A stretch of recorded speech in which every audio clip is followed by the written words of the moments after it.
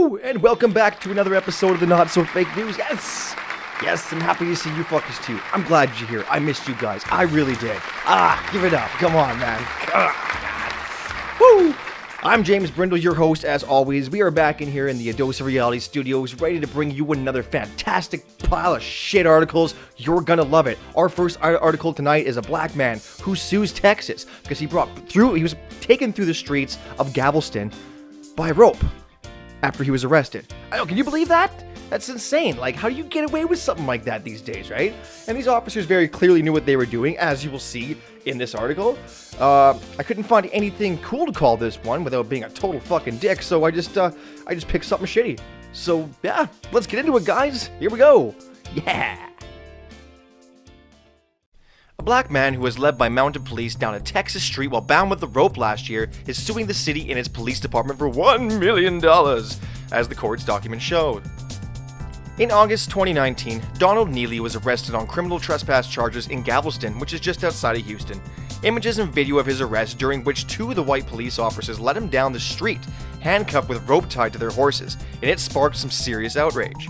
A petition filed this week in Galveston County's district court called the officers' conduct extreme and outrageous, and claimed that it caused Neely injury, emotional distress, and mental anguish. Neely suffered from handcuff abrasions, suffered from the heat, and suffered from embarrassment, humiliation, and fear as he was led by rope and mounted officers down the city street, as the lawsuit claims.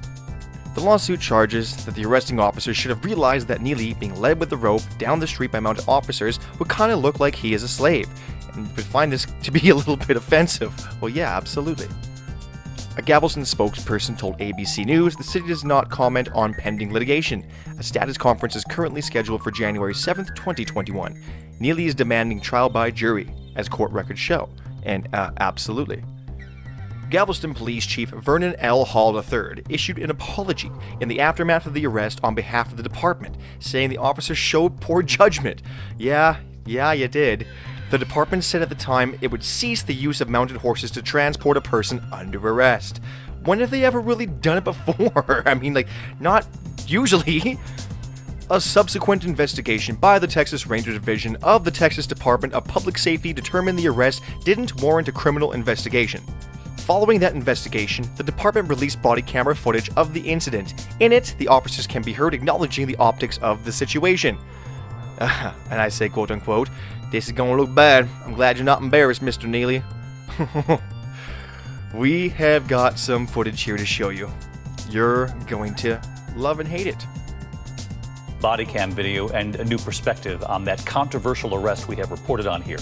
Police officers on horseback leading an African-American suspect through the streets of Galveston. And tonight, what you can now hear the officers saying on that body cam. Here's ABC's Steve Osunsami. It's gonna look really bad. Police in Galveston, Texas, who've already apologized to the man you see here being taken into custody, are now releasing police body camera video of this August 3rd arrest that many are calling shameful. More than once, you hear the officers on horseback talk about how this is going to look as they tie a rope to the hands of their black suspect and march him through city streets. It's gonna look so bad. I'm glad you're not embarrassed, Mr. Neely. I can't wait to see what the outcome for this one's going to be. I'll post some things on the page to kind of keep you guys uplisted with this one, because that's crazy. It's nuts. But not as nuts as our next article. Our next article is about traveling and some stupid things that tourists can do. I'm not going to go and do a top 5 video on that. I really should. Start doing top 5 videos. What do you guys think? Shit, yeah. Well, maybe we'll get some feedback from some of our other viewers and listeners and get an idea for what a top 5 show on A Dose of Reality Networks can do for you. But right now, we're on Not So Fake News. So let's get on to our next article here. We have tourist returns stolen artifacts from Pompeii after saying he suffered a curse. Okay, now I know what you're thinking, right? I know what you're thinking. Actually, no, I don't. No, I don't. I have a few friends that are almost as superstitious as I am about stuff like this. And you know what? I do believe that if you go rob King Tut's tomb and you bring back a little scarab, we've all watched that movie, what's his face? Brandon, whatever. Yeah, that if you do that, you're probably gonna get a curse. Maybe some ass cancer, maybe some breast cancer. Who knows? Only the article will tell. Anyway, once again, cheesy name, couldn't think of something. We'll see what the editors have done for me. Let's get into it. Woo! A tourist who stole fragments from the ancient city of Pompeii 15 years ago has now returned the artifacts, claiming they were cursed. Ooh. A Canadian woman, identified only as Nicole, yeah, of course, get it Nicole, sent a package containing 2 mosaic tiles, parts in an amphora, and a piece of ceramic to a travel agent in Pompeii in southern Italy, alongside a letter of confession. Nicole was in her early 20s when she visited Pompeii's archaeological park in 2005. She has since blamed the theft for a run of misfortune that she had suffered in the years since, including having breast cancer, twice experienced financial hardship, and just being a usual bitch. A classic Karen. Hey, good for you, Nicole. At the time of the theft, she said she wanted to have a piece of history that nobody else could have. But the relics had so much negative energy, it linked her to a land of destruction. No, that was the breast cancer, sweetheart. Get over yourself. Pompeii was buried in volcanic ash after the catastrophic eruption of Mount Vesuvius in AD 79 and lay buried until the late 16th century. The ancient site is one of Italy's most visited attractions, and for years it's had to deal with problems of tourists stealing from it. Oh, bunch of cursed motherfuckers. Maybe this is why Trump is president.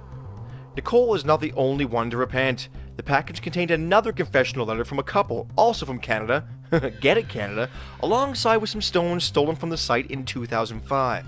They went on to say, "We took them without thinking of the pain and the suffering these poor souls experienced during the eruption of Vesuvius, what the fuck ever, and their terrible death. We are sorry. Please forgive us for making this terrible choice. May their souls rest in peace." Yes, I hope they do, after my terrible pronunciation. Over the years, so many stolen relics have been returned to the site, along with letters expressing guilt, that park officials established a museum displaying these artifacts in a special cage, cause you're so special. Most of the time, tourists want to keep the relics as souvenirs, but some thieves have also tried to sell pieces of Pompeii online. In 2015, a brick taken from the ruins in 1958 was put up for sale on eBay. Well, that guy's probably burning in hell in 2 different dimensions. One's haunted, and one's just hell. Anyway, back to you, James. Yeah, man, that's like the plot of most shitty horror movies. Probably starring, you know who. We know who he is. You know who he is, too. Yeah, that's probably why you don't see him anymore, because he knows what he did. Anyway, that is our show for tonight. If you like this video, and you like the idea for a top 5s, why don't you send us in some submission ideas? Or just ideas. I guess that's the same, one of the same thing. Yeah, shut up, alright? Yeah, you'll have your time. Anyway, that's our show. If you liked what you've seen today, more videos over here, as per usual. This one's going on Patreon. Link's going right here. And, yeah, send us submissions for what a Dose of Reality's top 5 show could be. Alright. I love you fuckers. I love you guys. Stop breaking into my fucking studio.